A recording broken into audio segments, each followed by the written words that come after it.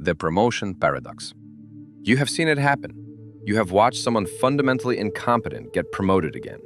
They are terrible at their job and everyone knows it. They have made costly mistakes, failed repeatedly, and created complex problems that others had to spend weeks fixing. Yet, they are now your boss. Meanwhile, the person who actually keeps the department running, the one who quietly solves the crises and maintains the infrastructure, remains in the same position. They are overlooked, undervalued, and invisible. You find yourself asking, how does this keep happening?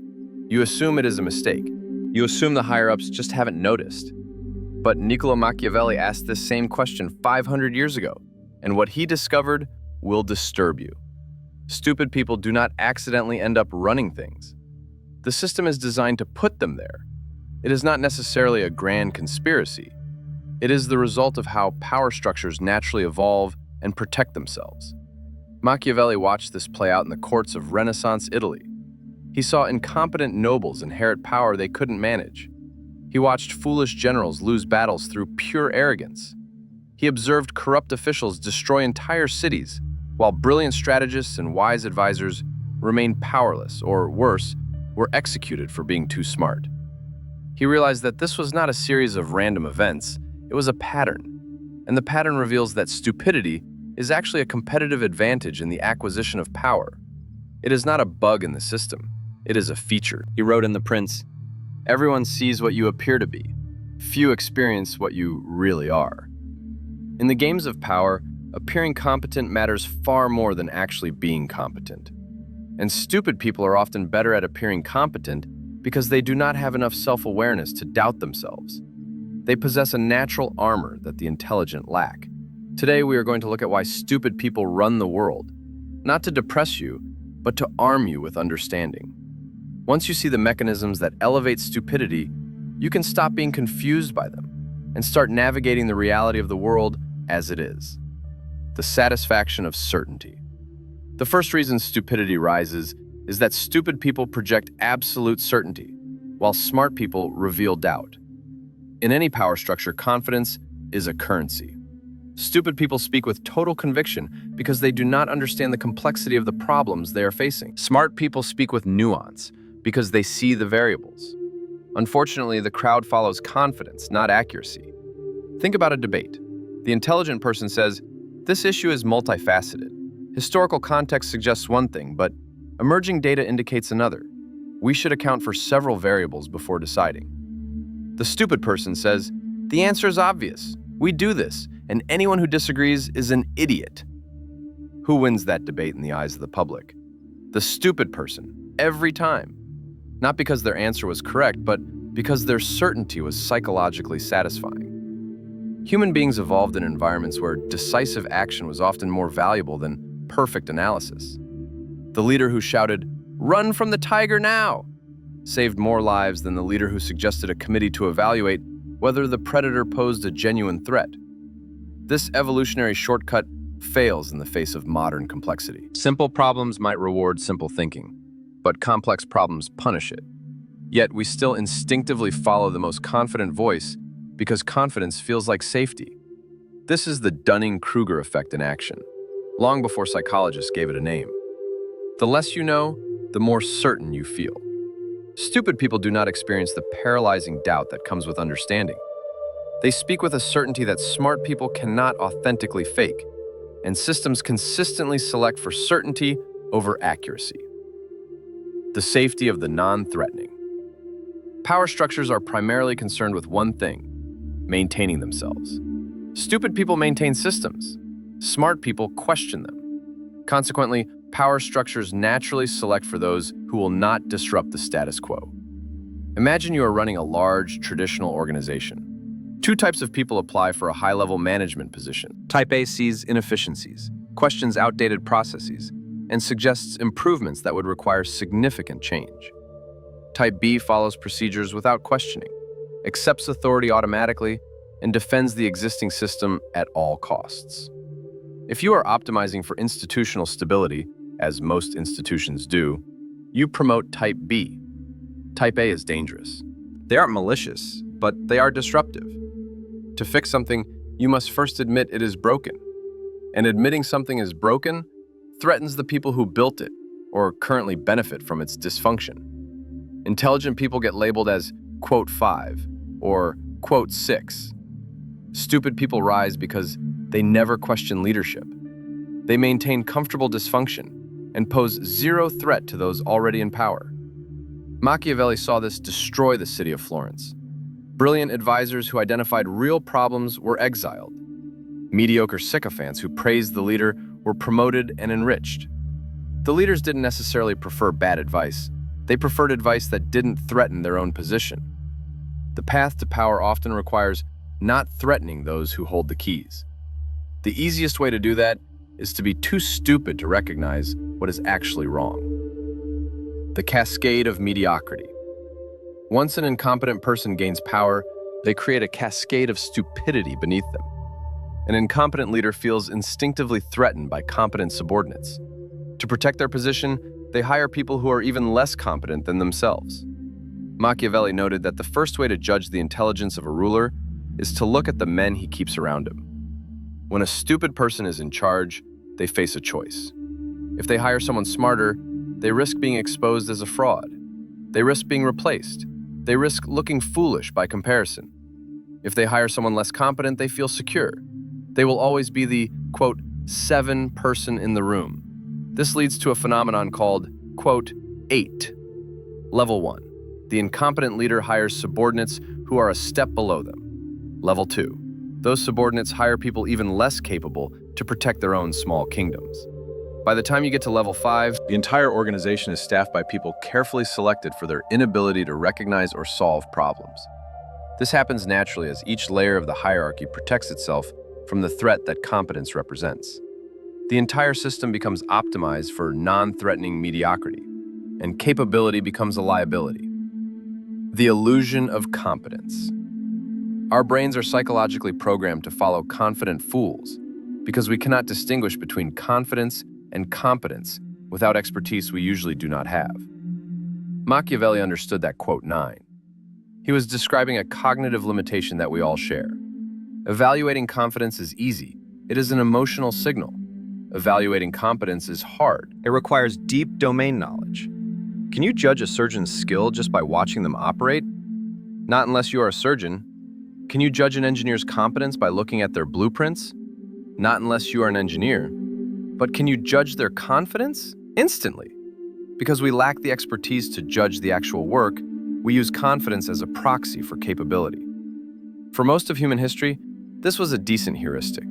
A confident warrior usually knew how to fight. But in the modern world, confidence often signals the opposite. A person who is too uninformed to recognize the risks.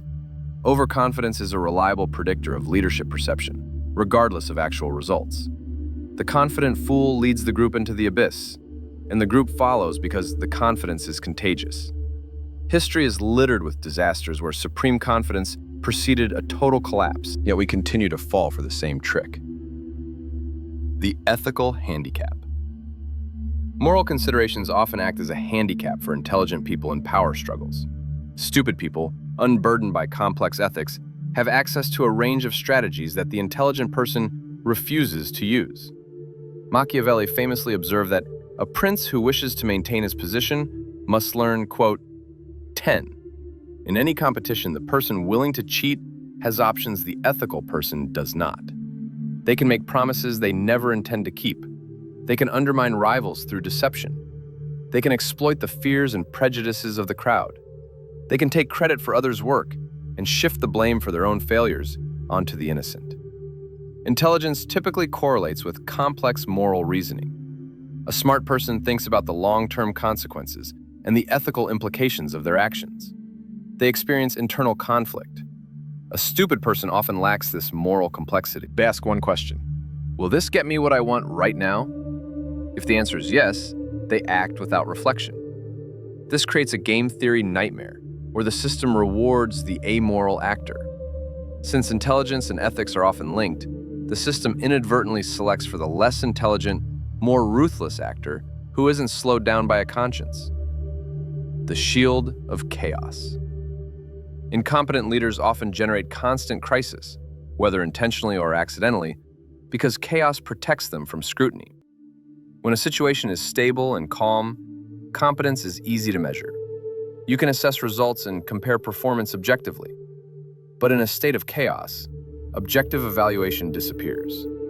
In a crisis, everyone is too busy reacting to evaluate whether the person in charge is actually doing a good job. Stupid decisions are excused as acting under pressure. Failed strategies are blamed on the crisis itself, rather than the person who designed them. Stupid leaders are masters of generating this friction. Their incompetence creates problems.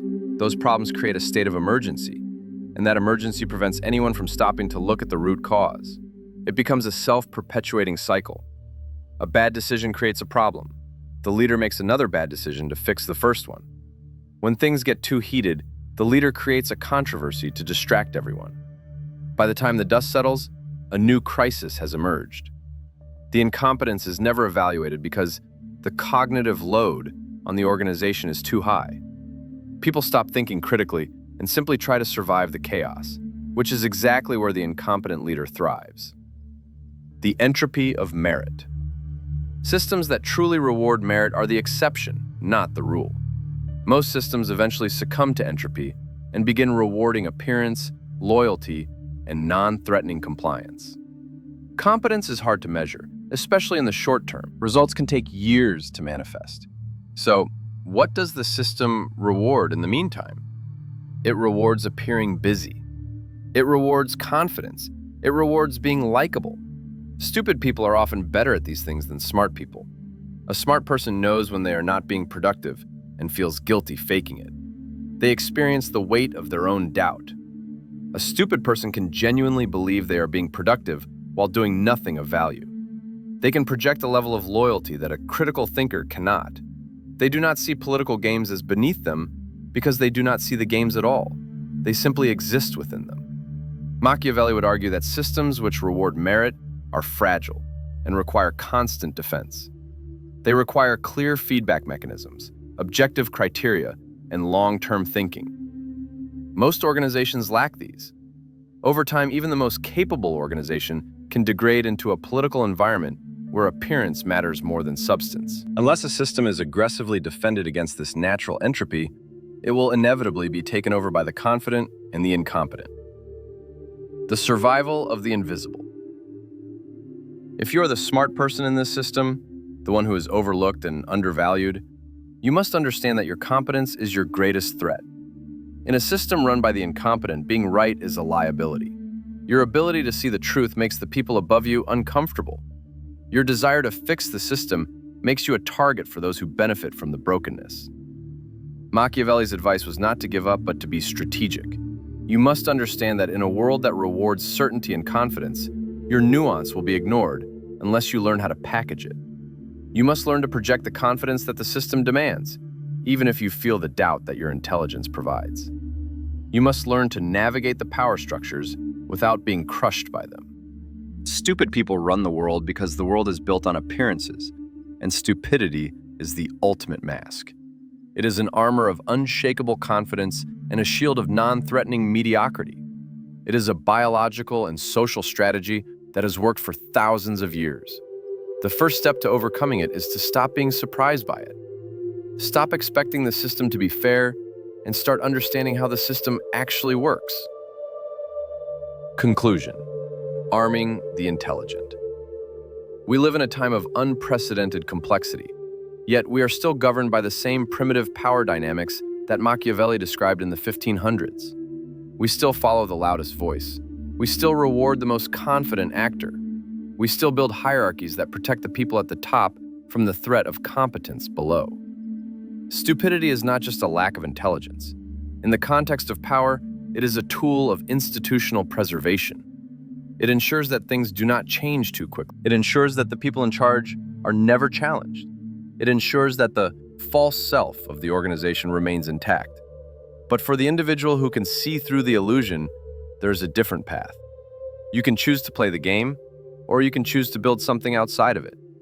You can learn the language of confidence and certainty to navigate the existing structures, or you can seek out those rare systems that still prioritize merit over appearance.